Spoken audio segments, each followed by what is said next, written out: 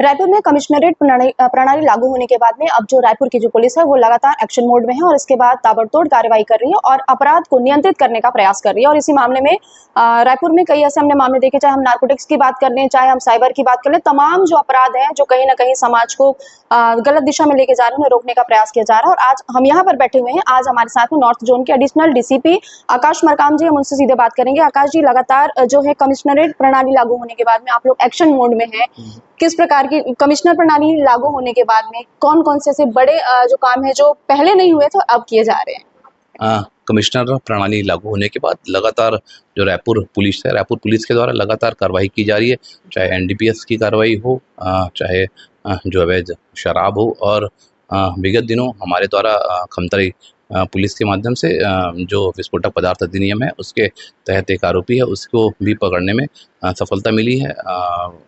बड़ी एक चोरी हुई थी, चोरी में भी खमाडी थाने में, उसमें भी आरोपी पकड़ने में हमको सफलता मिली है। लगातार रायपुर कमिश्नरेट बनने के बाद लगातार हमारे द्वारा कार्रवाई की जा रही है और लगातार हम जो अपराधी तत्व है उनके ऊपर दबाव बनाने हेतु है प्रयासरत हैं, काम कर रहे हैं। सर, हमने ये चीज देखा है कि अभी कुछ दिन पहले भी हमने सुनी थी कि रायपुर में किसी क्षेत्र में बम बनाने वाला एक आदमी पकड़ा गया, उसके यहाँ से विस्फोटक सामग्री बरामद हुई और फिर आज भी उसी मामले में।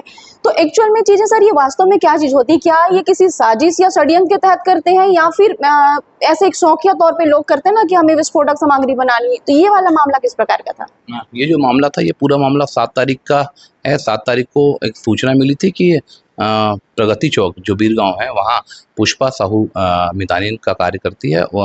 उसके यहाँ एक दिन पूर्व उनका पूर्व परिचित था विनय देवांगन, उसके द्वारा एक काले कलर का बैग छोड़ के चला गया था, जिस पर उसको संदेह प्रतीत होने पर उसके द्वारा थाना खमतराई में सूचना दी गई। थाना खमतराई के द्वारा अपने वरिष्ठ अधिकारियों को, बीडीएस टीम और एफएसएल की टीम को तत्काल सूचित किया गया और तत्काल जो बीडीएस टीम और एफएसएल की टीम वहां पहुंची। उसकी उपस्थिति में जब खोल के उसको देखा गया तो वहां उसमें 3 जो एक बोतल नुमा बम जैसा चीज प्रतीत हुआ और उसमें से एक एयर पिस्टल जैसा पिस्टल भी था, जिस पर तत्काल बीडीएस टीम के द्वारा जो तीनों जो बम नुमा चीजें थी उसको डिस्पोज ऑफ किया गया और जो पिस्टल था उसको जब्त किया गया, जिस पर आरोपी विनय देवांगन के विरुद्ध अपराध क्रमांक 332/2026 4-5 विस्फोटक पदार्थ अधिनियम के तहत अपराध पंजीबद्ध किया गया और उसकी खोजबीन की जा रही थी। लगातार तकनीकी साक्ष्य उसके विरुद्ध इकट्ठा किए जा रहे थे